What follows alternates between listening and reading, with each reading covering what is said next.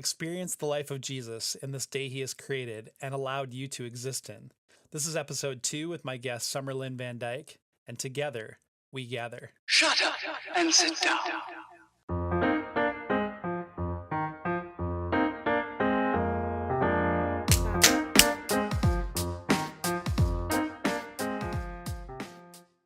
Hey, welcome to In Process, where we gather to remind one another what Jesus has done, what Jesus is doing, and what Jesus will do. People invest in what they believe in, so show us if you believe in what we're doing by clicking that thumbs up. Gather with us regularly by clicking that subscribe button. Enjoy!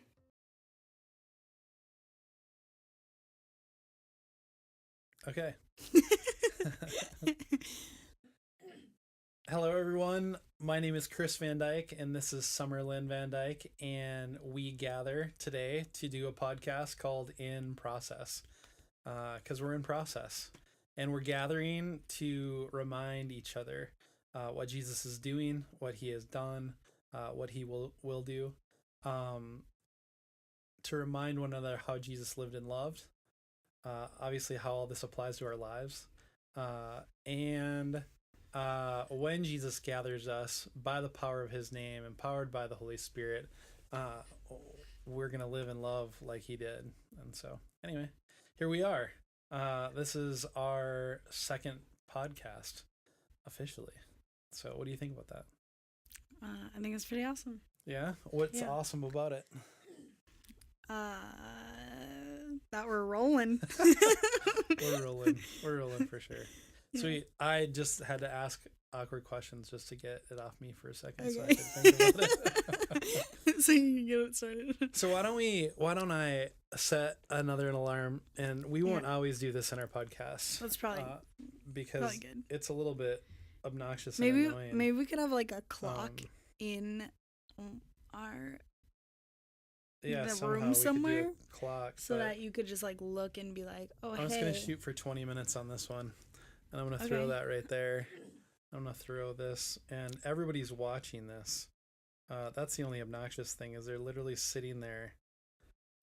So these are little details that will have to go away at some point in time. Little obnoxious. Well, people don't want us, want to like hang out. They want to hear the conversation, the depth, what Jesus is doing, what he's done, all that kind of thing. Whereas... me setting alarms on my phone. You don't think they want to? Well, I don't think it's super gripping. I don't know. I could be wrong on that, but I feel like I have a little. We bit can of just clarity. move on. That's right. I think we can. Yeah. So last time we chatted a little bit about how you're feeling. We talked a little bit about your story. The beginning of the pregnancy mainly. Yeah. But so we got about 20 minutes, and why don't we start moving actually into your story? Let's find out a little bit of who you are. Cool. And so tell us a little bit about who you are. What do you feel like really impacted you growing up? What was your childhood like? What was your upbringing like, from your perspective? Yeah. Yeah. No holds barred. Yeah. What exactly do you want me to touch on? Sure. Like growing up, what was your experience? Just personally, like what is your personality like? How did you interact with your family? Because your family was probably one of the biggest aspects of your life. But then there's other key things, like we moved a lot, and like so you were in Mexico when we first, San Antonio, Mexico, just kind of generally. Yeah. So my story kind of begins, well, it actually fully begins in San Antonio, Texas. I don't really remember a lot about Texas, honestly. I was 7 when we moved to Minnesota, from Texas. In Texas, we moved around quite a few times. We moved down to Mexico for a little while as missionaries down there. I remember very briefly some memories from there, not really significant in any way. I made up a lot of memories that I thought were from Mexico. And then we moved to Minnesota, and that's kind of where I start like remembering things pretty well. We lived with my mom's mom and dad, grandma and grandpa on my mom's side, for like a year. And during that time, I don't really remember a lot of that time either, honestly, but we just, it's kind of a transition period. I remember it because I was homeschooled. It was awesome. It's actually the only time in my life I've had like a big yard, so that was kind of cool. It was also very, as I tell more of my story, it was very like, I don't know, important to my personality to have that, I think. And then after that, we moved to First Falls, Minnesota. We were there for a while. I was homeschooled there. I went to public school eventually. I think schooling also plays a huge part into my story. I went to a lot of different kinds of schools throughout my life, and it all really kind of culminates to my opinion of school now and like what I really think is epic for kids for learning. And then, yeah, after that, we moved to Wisconsin, which was probably the hardest move we did. I had actually established friends. My memories were pretty established at that point. And then, where were you before we moved to? We moved to Wisconsin from where? From Minnesota. And from Fergus Falls. specifically, where in Wisconsin? This really little town called Theresa. It was next to West Bend, which is a little bit of a bigger town. And again, it was in an area where there was a lot of beauty naturally present, which was really cool. That was part of the reason we moved there. So that was really a big part of me discovering my love of the outdoors, and that is just something huge that is kind of a trend throughout my whole life.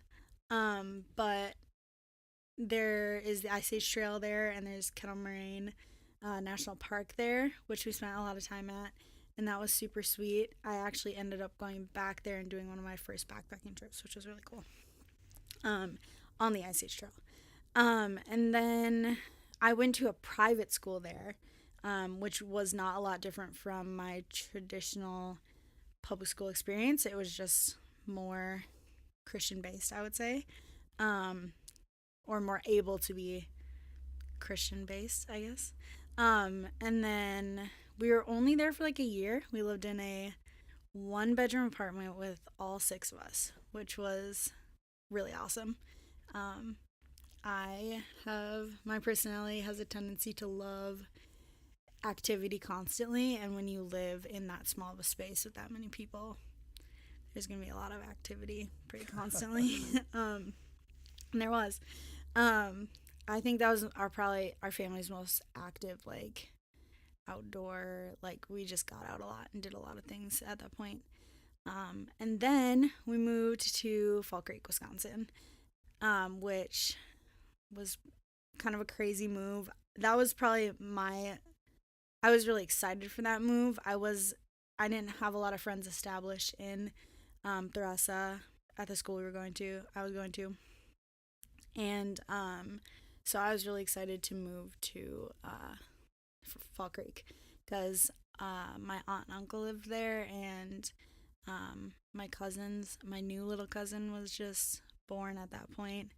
And we had never lived close to family almost at all. We lived sort of close to my grandma in Fergus, but so I was just really excited to be involved with other family other than immediate family more. That kind of goes along with my personality. And then moved to Eau Claire, Wisconsin, and I was very excited for that as well because even though I'm very attached to the outdoors, I love living in the city. I don't think I could ever live in a smaller city than Eau Claire anymore. You don't think you're capable of it? I don't think I'm capable. No, I do think I'm capable of it, but I just, knowing the conveniences, I guess, of living in Eau Claire has been changed my mind really much. It's just not your preference. You Yeah, could do it, but I like could do it. prefer... Yeah, and I did. That's Yeah. the thing. So the Yeah. next part of my story is, Mm-hmm. I decided, I went to when we moved to Fall Creek, I was homeschooled for about half a year. And then I ended up going to this school, charter school here in Eau Claire. And it was very project based, outdoors, really launched me into learning super well, which was really cool. And also it really directed me in the path I started choosing. So that was really cool. And we'll get into a lot of these details. We'll drill down a little bit more. I'm trying to make it like a brief I love overall. You're doing great From the beginning summary. But just really quick, project based. Most people would be familiar with everything you said so far, but the whole project based outdoor.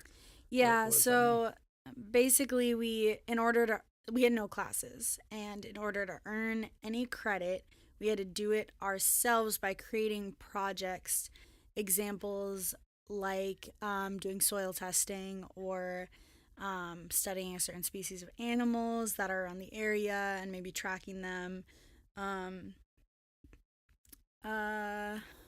Projects like that are really hands-on.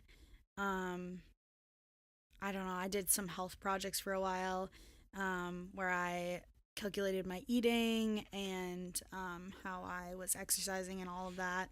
Calculated eating, like caloric intake, the nutrition, everything. I tried to document as much as possible. Yeah. And then you like document all of that and just basically create your school year by doing small like projects like that or big ones. Yeah. So you integrate English because you're writing. Yep. It's being corrected. You might write papers about it. Tell a speech. You might do a video on it. Mm-hmm. Document it that way. There's this other. Yeah. You might get into some science.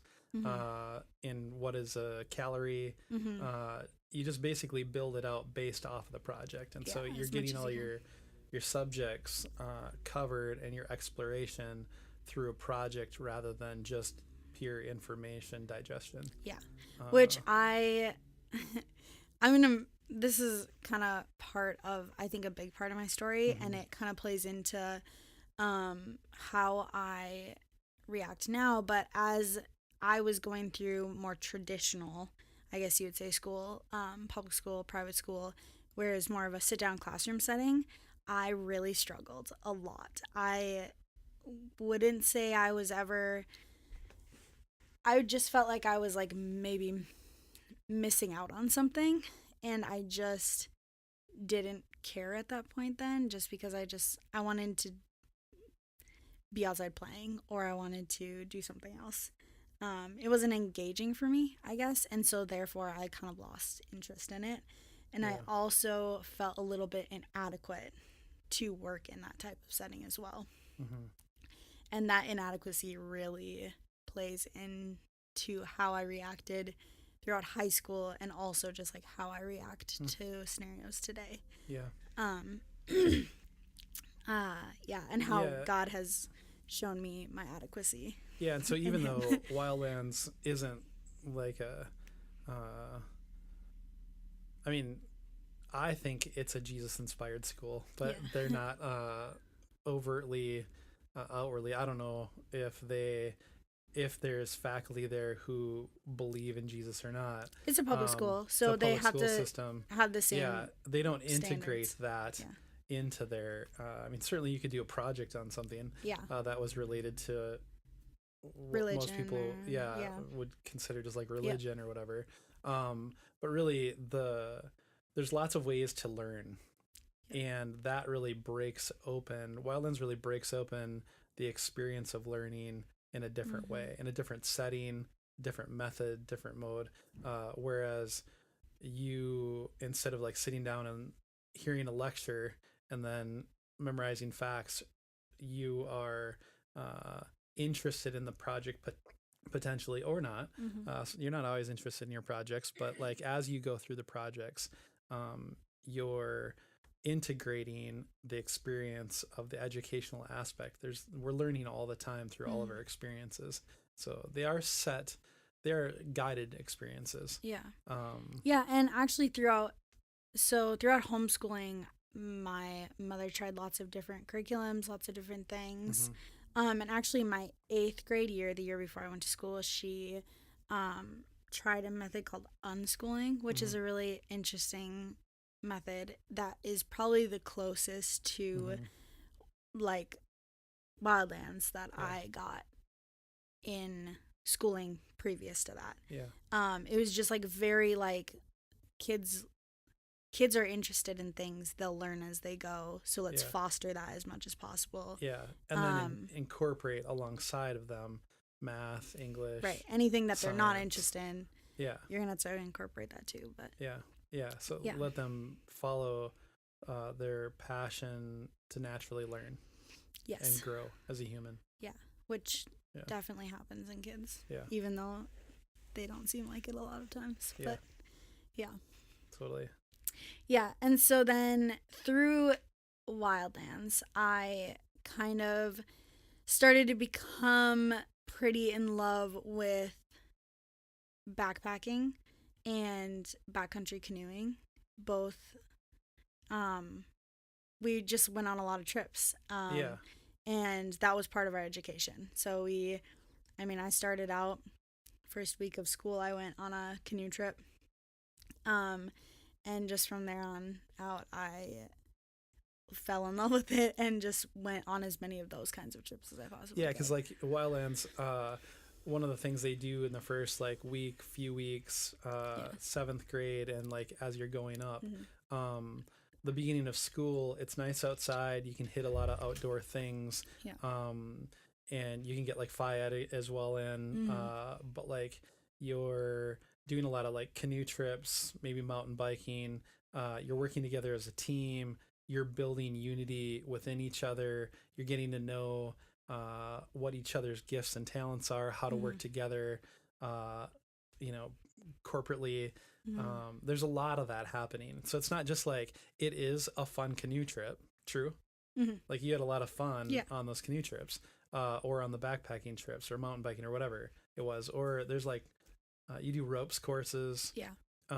There's just a lot of those types of things. and they do different trips for different reasons. So like a lot of times they'll do like a ropes course at the beginning of the year for some extreme team building, because it's just like a very team building activity. And really all trips are, you have to have dependence on each other. And foster that. Independently, be dependent, interdependent. And that's like a huge part of it, because also the school is not split into grades necessarily. You are in a grade. You obviously graduate your senior year. You have sophomore, junior, freshman, whatever. But and everyone knows who's in what grade, but it's not a division necessarily. It's very integrated. Typically 2 grades are more with each other than others. So like sophomores and freshmen tend to put them on trips and stuff like that together. Anyway, but that was just another way of fostering that kind of. And there's about how many kids per class? About 10. It's really small. And there's how many teachers per students? It's like I think it's 1 to 10. Yeah. And then, but then it's also, that sounds like most people would be just like, that's perfect, right? That's incredible. But then it's also teacher powered. And so they're doing all of the work. Right. Administratively. So they're supported by the school district, but they are doing all the administrative things, all the entry, all the, calculating, all of it. Yeah. So, that's super sweet. We would have student teachers a lot of times that would come in And that was a pretty big part of having more teachers. Because, like, we could never have enough, like, because it's such an individual education. Mm-hmm. So, like, if there was one student to every one teacher, Mm-hmm. that would be epic, Yeah. I thought, as I was going through school. Yeah, almost apprenticeship. Yeah. Mm-hmm. And I think part of that, too, was just I was very frustrated with the fact that it was, like, 1 to, like, 35 Right. when I was in other schooling situations. Mm-hmm. And that was really hard for me because Mass education. yeah, I needed a Mm-hmm. lot of attention in order to actually learn to understand and enjoy the education, and I wasn't necessarily getting that in other forms. To no fault of theirs. No. They might have wanted to do that. Right. They just weren't able. Honestly, I had a lot of teachers that did do that as much as they possibly could. Mm-hmm. So, to their ability, even though there's a lot of restrictions on that, I guess. Mm-hmm. But Yeah. yeah, so then after high school, like I said, fell in love with a lot of those trips. Decided that learning through the outdoors in any way, outdoor education in any way, was something I wanted to do. So whether that be directly backpacking and canoeing and leading trips, or whether that be, I don't know, being outside with little kids, like whatever it was, being outside all 4 seasons as much as possible, giving education in some way, was something that just lit me up. So obviously Wildlands didn't create that in you. No, yeah. But it did foster it. It did foster it. it. Gave you the window of possibility. It helped you see the window of possibility. Mm-hmm. Yeah, and I wasn't sure what that looked like either at the time. Mm-hmm. Graduating high school was kind of I don't know. I just wasn't sure what I wanted to do specifically. And so then I said, well, I might as well just do whatever pops up first. So I did. I was literally scrolling through Pinterest at one point, and I saw this article on hiking the Appalachian Trail. I had no idea what it was, and I decided immediately that day that I read the article I was going to hike the Appalachian Trail. Told my parents like 2 weeks later maybe, because I was like a little bit nervous about telling my parents about that I wanted to, at 19 years old, go for 5.5 months in the wilderness on a backpacking trip. So this is where it starts getting like gripping, and we're kind of running out of time just for this one. Okay.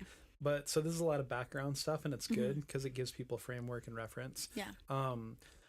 But like even that, like, so like let's pick up there, right? Okay. And so but I want to summarize a little bit. Yeah. And so basically, as you grew up, you had a pretty normal. Yeah. I mean, there's some educational differences. You moved a lot. How many times did you move up until the point you were like 16 plus? How old were you when think. we moved to here, to Eau Claire, Fall Creek area? 9th grade. 9th grade, so 15. Yeah, 15. So from 0 to 15, how many times did you move? Like 16 times. Yeah. And so like obviously we were moving around a lot. You had a lot of different types of education experiences, family experiences, location experiences. Yeah. And growing up, that impacted you. And then your parents, me being one of them, for anybody who might not know, you know, up until you're about 15, that's something that we might want to like talk about a little bit, because that obviously they impacted you. Yeah. And I'd like to touch more on sibling stuff like that, because like obviously the family around you, friends around you too, but mostly I would say immediately family, really fosters who you are. Yeah. You know. And then you grew up in the church. Yes. what we'd say in the church. Yes. You grew up going to services. Yeah. Now that's something that we'll get to break open a little bit too. Yeah. We have a little bit different of a view on what in church means. We are the church. We don't go to church. Right. That's a radical difference to a lot of people. And so there's a lot of those nuanced things that we'll probably break into a little bit. But first, just to kind of sum up, as you were growing up and as you're getting to this place where you're about ready to hike the Appalachian Trail, a lot of these things impacted you. But would you say that you were a pretty typical healthy-ish kid? You were learning and growing. You had some insecurities and whatnot. But by and large, would you say you had a healthy upbringing, or were there any major reservations, Yeah, I would say I had a pretty healthy upbringing in almost every way. I would say of physical activity, health in food, spiritual health, in general, environmental health, the environment I lived in, all that kind of stuff was pretty healthy, I would say. I break that open a little bit because in the next one we'll start getting into how did you go from that, there's good reasons for it, but how did you go from that to then some of the next experiences that are in your life, which got a little bit more extreme in a lot of different ways. For sure. When you started experiencing life from a different perspective pretty radically, pretty quickly. Yes. Right. And then had a chance to reflect on that and all that from the time because you're how old now? 21. And so that'll be interesting to break into that. So we'll kind of cut it off there and move into the next time we get together. I think that camera just died. It did. Yeah. So did too. Yeah. Okay. Cool. And so anyway, cool. Here we go. Sweet.